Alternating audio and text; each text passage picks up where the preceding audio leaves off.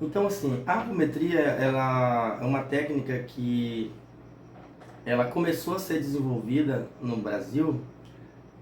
Os seus primeiros passos, na verdade, foi no Hospital Espírita de Porto Alegre, né? Que é conhecido como EPA. E houve um esforço, claro, por um grupo de médicos, simpatizantes, né, do universo espírita.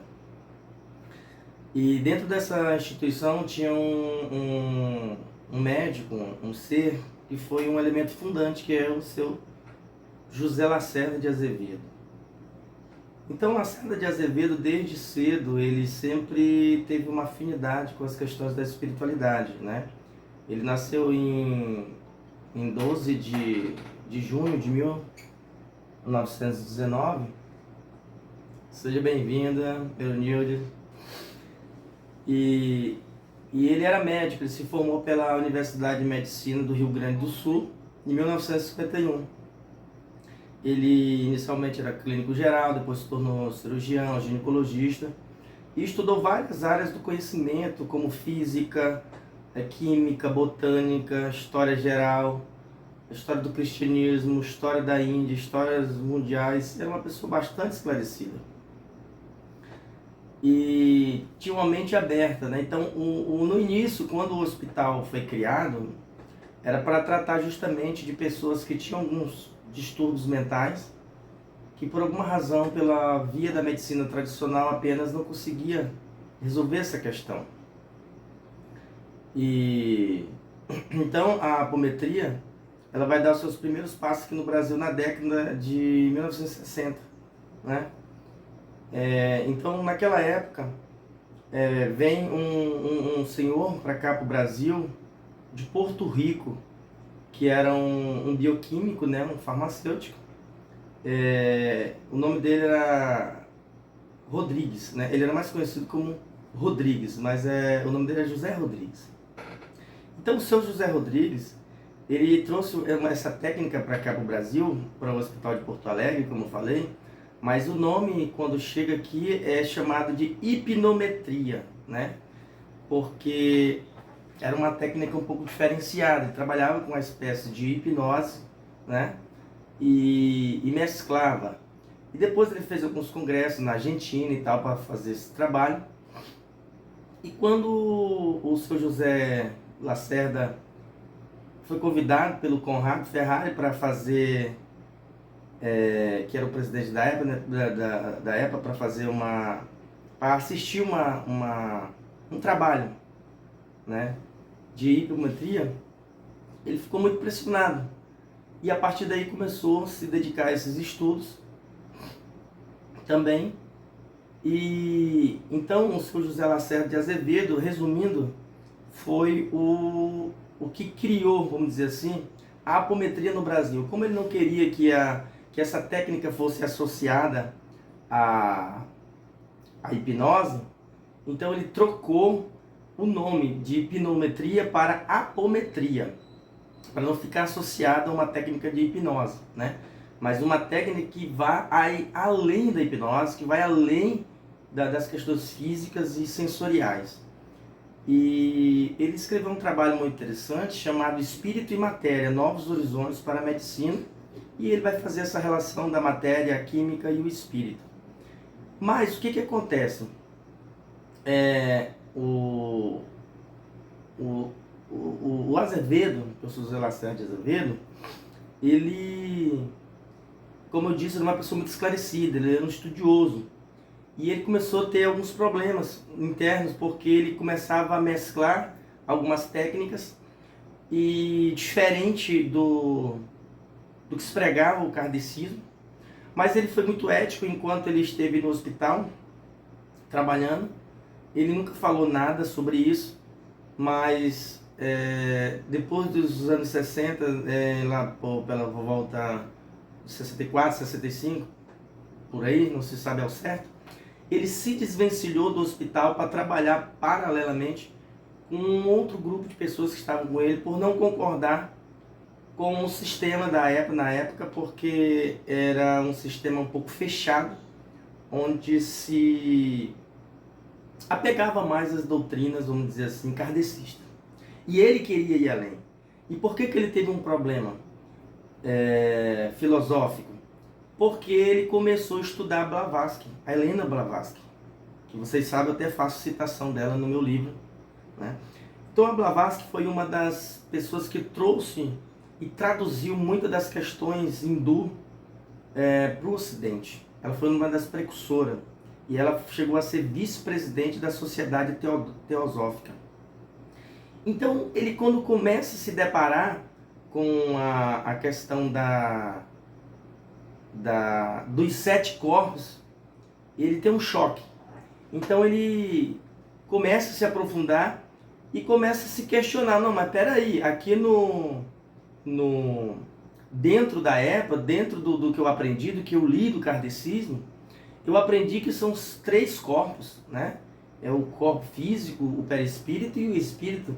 Mas aqui eu estou entrando em contato com uma nova literatura, uma nova forma de pensar, uma nova cultura que fala que tem 7 corpos, ou o setenária, né? Ou a setenária, que são os 7 corpos, 7 dimensões de propriedades e funções distintas dentro do ser humano. E aí ele começa a ficar um pouco intrigado com aquilo e fala, não, peraí, eu acho que não é só isso, a gente não pode ficar só aqui. Mas aí você sabe que quando você está dentro de um sistema religioso, é muito perigoso você pensar diferente. Quando você pensa diferente, você corre o risco de ser mal visto, né? E você começa a atrair as atenções para você, mas quando eu falo atrair as atenções, não é atrair a atenção no bom sentido. Em certa medida você acaba atraindo uma maldição para si, porque você é visto como uma pessoa que está indo de encontro aos ensinamentos daquele segmento, daquela doutrina, daquela instituição. Porque toda instituição religiosa ela tem um dogma, né? Não existe religião sem dogma. Por isso que quando eu tive contato com os primeiros trabalhos tibetanos, para mim foi uma surpresa e um choque também, porque eu percebi que, ainda que ele seja uma organização, mas se pensa como cargo-chefe a espiritualidade. A espiritualidade ela é liberdade, não é dogmática. E foi interessante para mim, porque eu tive que me desconstruir na época também sobre isso, né? Sobre os dogmas, porque aí nesse momento eu também comecei a me perguntar por que as questões doutrinárias estão tão intrínsecas dentro de mim. E aí a gente começa a perceber que é diferente você viver um processo de espiritualidade, ou diferente de você viver um processo de valores nobres e uma doutrina. Então você se pergunta, tá, Eliseu, mas então como eu sei que eu estou vivendo uma doutrina, um dogma, e estou desenvolvendo a minha espiritualidade? É justamente quando você... porque as doutrinas, basicamente, elas tentam te podar, te aprisionar. Todo dogma tenta te... não só te podar, não só te amarrar, como também eles tentam, em certa medida, dizer que você não é bom o suficiente. Dizer que você sempre tem que estar melhorando a todo custo e quanto mais você faz, nunca é o suficiente. E você vai se desgastando porque você pensa que você tem se dedicado a vida toda a esse sistema, a esse segmento, e parece que a única coisa que você sabe receber em troca é cobrança, não é um elogio, não é uma promoção, é cobrança e chamada de atenção. Então essa é a diferença de viver uma doutrina, um dogma, e viver a espiritualidade. Porque a espiritualidade, ela não está associada a esse aprisionamento, não está associada a valores morais que te julgam, que te criticam apenas, que tentam te colocar para baixo como se você não fosse suficiente. O processo evolutivo da espiritualidade é completamente diferente, não tem dogmas, não tem moral. O que prevalece é o amor e a ética, é o sentimento de liberdade. Por isso que aquele exercício que eu passei para vocês na semana passada, do não julgamento, que é um dos primeiros exercícios do yoga, É muito difícil, daqui a pouco a gente vai falar sobre isso, como é que foi a semana com esse exercício. Eu sei que vocês têm dificuldade nesse sentido, nós temos, por quê? Porque está enraizado de maneira transgeracional em nós o julgamento.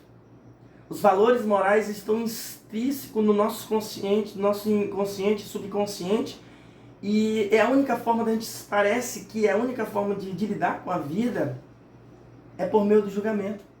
Do bem, do mal, do ruim, do bom, do belo, do feio, do alto, do baixo, do magro, do gordo, entende? Mas os valores da espiritualidade não vai dizer que alguma coisa é boa e nem ruim, você simplesmente é. E aí, toda vez que você estiver envolvido em uma situação onde há um aprisionamento, onde há um julgamento, onde há uma culpa, um remorso, onde há uma desvalorização do ser e um aprisionamento moral, você está vivendo uma doutrina, um dogma. Agora, a partir do momento em que você experimenta uma via da liberdade, que é o techuvá, chamado no hebraico, do judaísmo, techuvá é o retorno para o eterno. Quem é esse eterno? Você mesmo. Um retorno para você. Por isso que na espiritualidade não tem um caminho para a gente ir, porque o caminho somos nós mesmos. Então esse retorno é um retorno para nós mesmos. É essa liberdade. Então o que vai nos reger? Esses dias o Hermógenes foi lá na escola e fez uma pergunta para mim interessante. O que é o teu parâmetro? É a obediência? Eu falei aos espíritos, às entidades, eu falei não, é o bom senso. Então, o bom senso, porque os espíritos, as entidades de fato elevadas, elas nunca vão te pedir algo que vai te prejudicar ou que vai te forçar. Porque o desenvolvimento, a evolução é liberdade, é decisão, você decide fazer isso. Você faz não por obrigação, mas porque você quer fazer. Você é livre para decidir, para fazer ou não fazer. Então, quando começo a experimentar esse universo de liberdade onde eu não sou julgado, onde eu posso ser de fato quem eu sou, então eu estou vivendo um processo de evolução.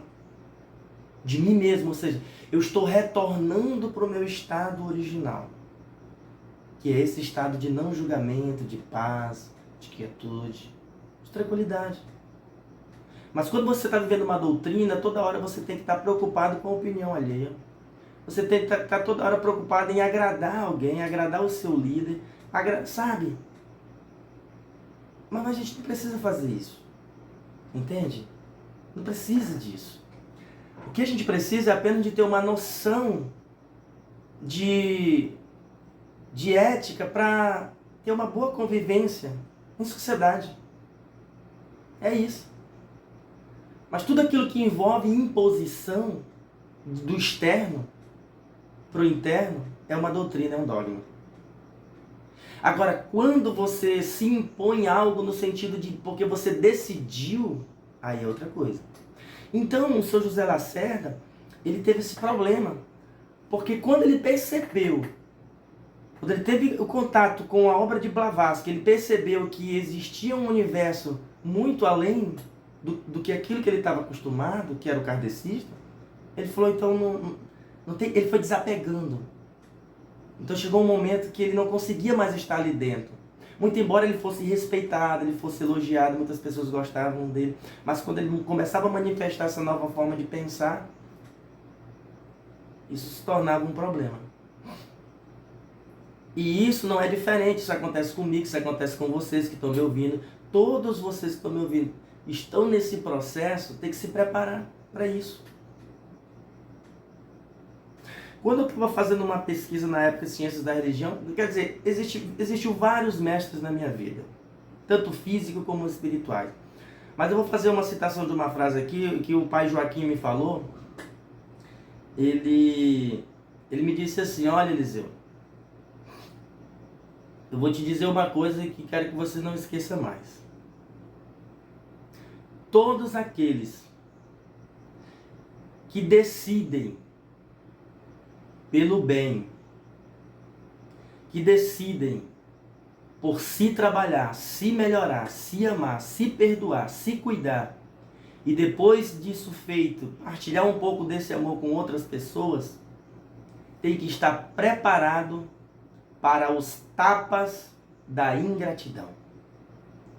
Porque você vai ajudar muitas pessoas, mas você não pode esperar gratidão porque elas serão ingratas. Aquilo foi muito profundo, aquilo me tocou de uma tal forma, assim, talvez vocês possam achar assim, poxa, mas isso aí foi uma coisa tão simples que ele falou, mas para mim não foi, para mim foi muito profundo. É por isso que hoje, quando eu faço qualquer coisa para alguém, eu não espero nada em troca, nenhum obrigado. Nenhum obrigado. Por exemplo, quando alguém me pede alguma coisa, não tem como o senhor comprar um remédio para mim, não tem como o senhor me emprestar um dinheiro para comprar um botija de gás, meu gás acabou. Eu pergunto para a pessoa logo assim, você quer emprestado ou você quer dado? Não quero emprestado, mas no momento a coisa está feia, está esquisita, então pega. Quando eu tiver eu lhe pago. Não, você não me deve nada. E pronto, e acabou. Quando você coloca na sua cabeça que aquele ser não te deve nada, automaticamente todo sentimento que futuramente venha a surgir de que aquela pessoa tem uma dívida com você, ou que você pensa, poxa, fulano está me devendo, disse que ia me pagar no mês que vem, não me pagou, toda essa sensação de cobrança doutrinária cai por terra, você elimina logo na raiz. Então, se você fizer um bem para alguém, não espere nenhum obrigado, porque você fez porque você quis emanar aquela energia para aquela pessoa, e ela não te deve nada. Olha como isso é legal, gente. Ter essa liberdade de ajudar alguém e não esperar nenhum obrigado, nenhum copo d'água, isso é muito legal. É muito legal, por quê? Porque você tem consciência de que você fez porque você quis. Por isso que na Bíblia diz, é melhor dar do que receber. Por quê? Porque aquele que oferta, aquele que doa, aquele que emana, naquele momento está em melhor condição do que aquele que recebe. E aí a gente não precisa nem alegar que está ajudando alguém, e nem precisa se cobrar internamente, o fulano está me devendo. Não, isso é bobagem. Vocês estão entendendo, gente, o que eu estou falando? Estou viajando sozinho aqui. Então veja.